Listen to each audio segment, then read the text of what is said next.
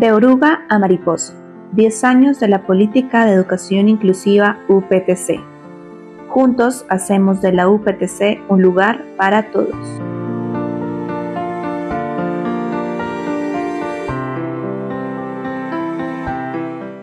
Toda transformación comienza con una pregunta, pero no todas las respuestas que surgen son bienvenidas al principio.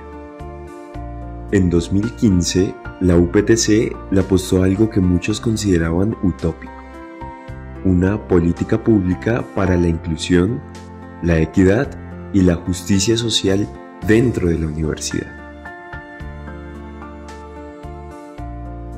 Muchos creyeron que no funcionaría, pero aún así se dieron los primeros pasos en medio de la incertidumbre, porque los grandes cambios proceden de pequeñas decisiones.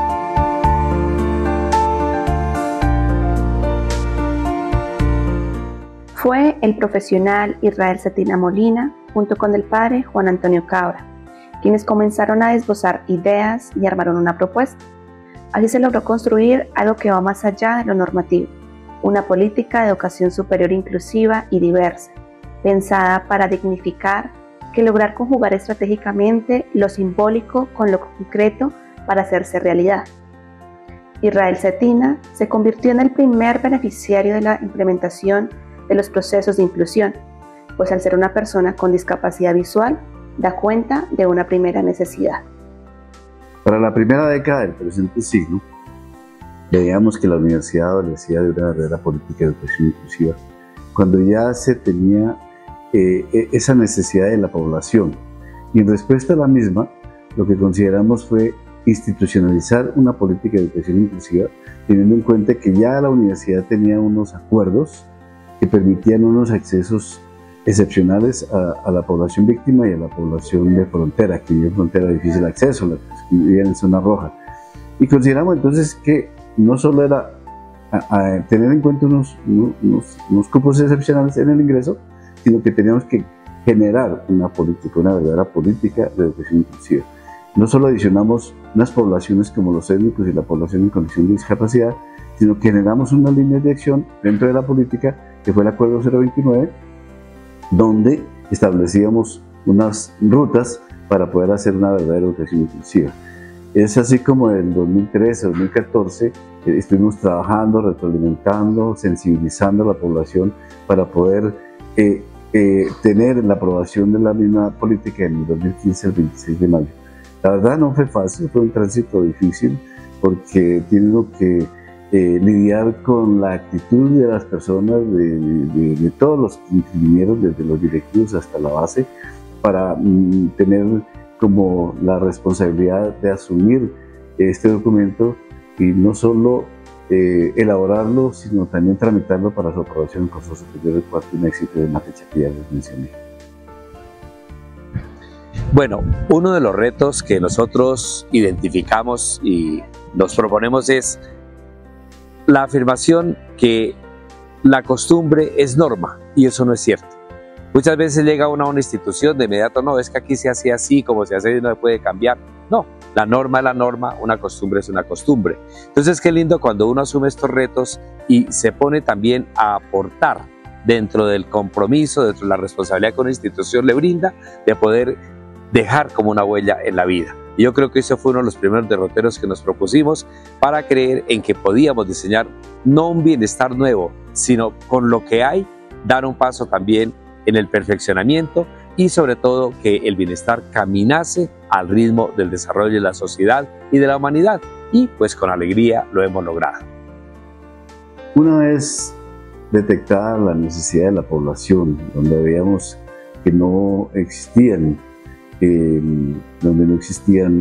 esas posibilidades de ingreso a la universidad de la población, y donde no existía una socialización y una sensibilización en los directivos y en los administrativos que estaban ya vinculados a la universidad en estas mismas condiciones, consideramos elaborar la política y la verdad que dar mi experiencia en la colaboración y en la participación, más exactamente en la elaboración de políticas.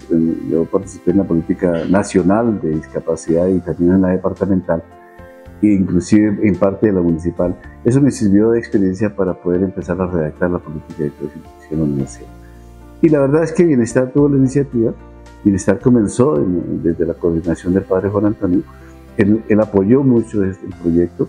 Lo hicimos aquí y tuvimos una participación también de la Escuela de Psicopedagogía, donde revisó la redacción, hizo unos aportes, y desde Bienestar Universitario hicimos el trámite para poder terminar con la radicación ante el Consejo Superior, obviamente después del tránsito del Consejo Académico, de sustentarla ante ese escenario y de llevarla también al Consejo Superior, donde tuvimos la oportunidad de sustentarlo, de ajustarlo de acuerdo a lo que consideraron los miembros, pero finalmente pudimos obtener la aprobación de la misma, dada la necesidad y la urgencia que también en su momento coincidencialmente presentaba un requerimiento del Ministerio de Educación Nacional, donde solicitaba que se adoptara una política de educación inclusiva, que inclusive, dicho sea de paso, nosotros fuimos los primeros, por no decir los pioneros, en presentar esas líneas al Ministerio cuando nadie en su momento había presentado un proyecto de política y pues, dicho sea de paso, esos lineamientos que nosotros presentamos fueron la base para que ellos trazaran los mismos, para solicitarle a todas las universidades unos documentos de política con esos mismos lineamientos. Entonces para nosotros fue muy satisfactorio. Dentro de ello, lo que nos impulsa a dar ese gran paso en la política de inclusión es que la universidad tenía que salir al encuentro no solo a la norma, sino a la realidad humana de las personas que en alguna forma requieren un acompañamiento particular. Están los recursos, están los medios y había que dar el paso. Y por eso desde ahí se sueña y se proyecta nuestra gran política de inclusión. De este modo se logró habilitar el diálogo de saberes, abierto y recíproco, que nos ha permitido mitigar las barreras de exclusión, lo cual dio tránsito hacia una marca identitaria en medio de la diversidad, fortaleciendo así el carácter público de la universidad.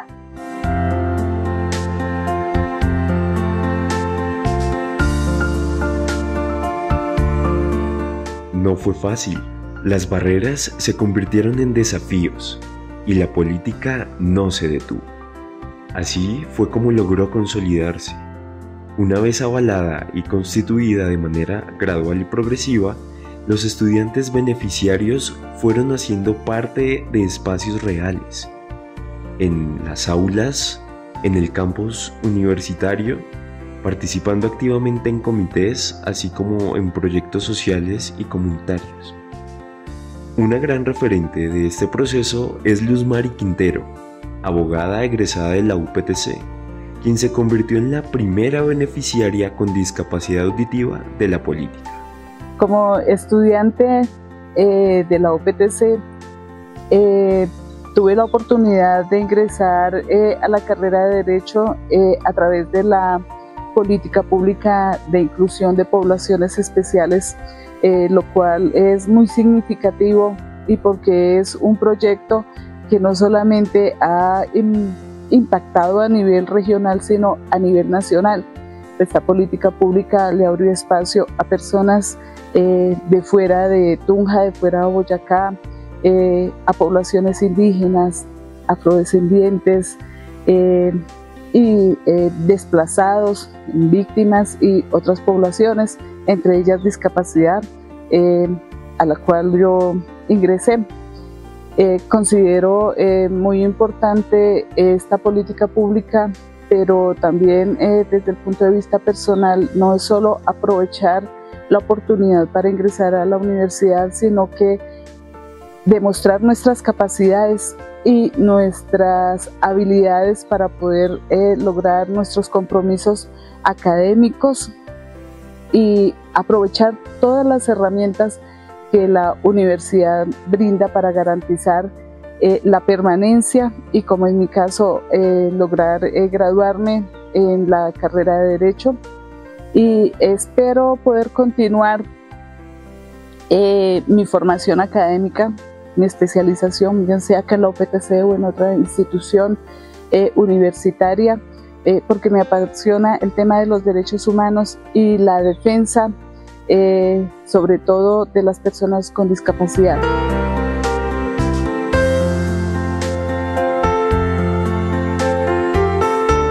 Diez años después, podemos decir que el recorrido valió la pena, incluso los obstáculos en el camino, porque han sido de gran aprendizaje.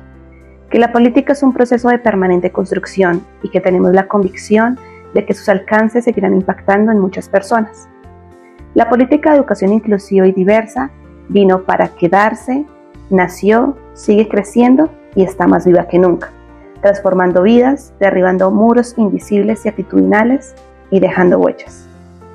Para el año 2018, viendo el auge que ha tenido en nuestra política el 029 del 2015, en Bienestar empezamos a proyectar que este proceso lo debe liderar la Vicerrectoría Académica, porque vemos la necesidad de incluir a todos los estamentos, docentes, administrativos y obviamente los estudiantes, y de ahí nace la resolución 5967 de 2018, por la que se crea la Mesa de Trabajo de Educación Inclusiva y Diversa, y pues esta mesa es liderada por la Vicerrectoría Académica.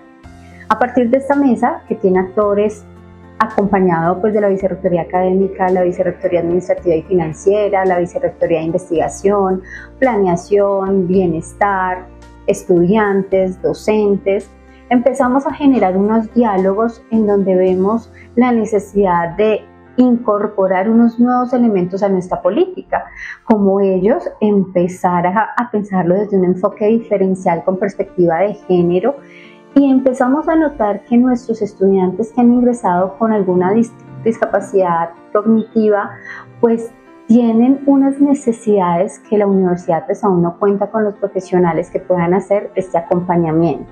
A través de estos diálogos que se empezaron a tener en la Mesa de Educación Inclusiva y Diversa es que empezamos a hablar de una actualización a la política, que es lo que nos da el surgimiento del Acuerdo 015 del año 2021.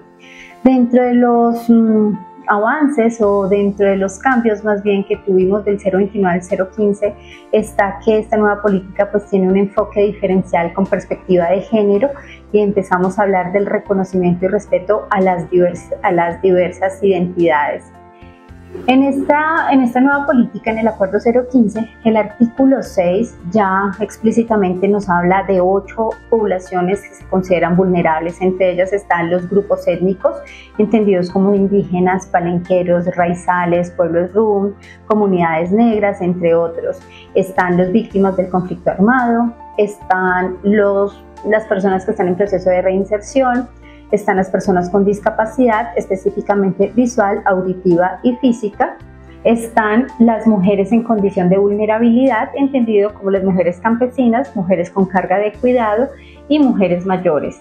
Está la población diversa con perspectiva de género y orientación sexual, y se incluyó a los veteranos de la fuerza pública, teniendo en cuenta que para este momento el gobierno nacional empezaba a reconocer a esta población como personas vulnerables. Por ese motivo, pues también se incluyó en nuestro nuevo acuerdo.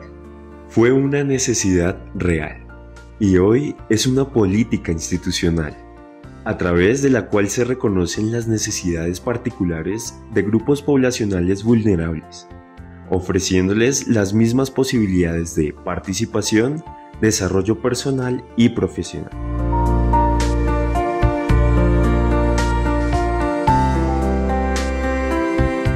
El desafío actual no es solo mantenerla, es fortalecerla, adaptarla, ampliando así su alcance para reducir progresivamente las desigualdades existentes.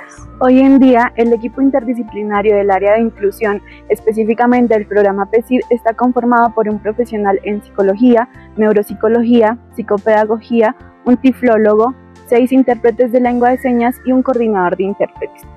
Actualmente seguimos trabajando en el acompañamiento académico para los diferentes grupos poblacionales vulnerables, también en la conversión de textos accesibles para las personas ciegas, brindando también el servicio de interpretación de lengua de señas a estudiantes sordos para la comunicación, y por último seguimos promoviendo la cultura inclusiva en toda la comunidad uptcista.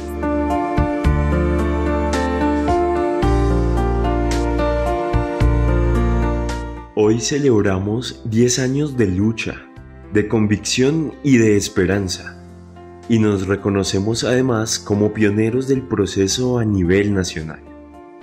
A Israel Cetina, al padre Juan Cabra y a todos los que de alguna manera han contribuido a hacer realidad esta iniciativa.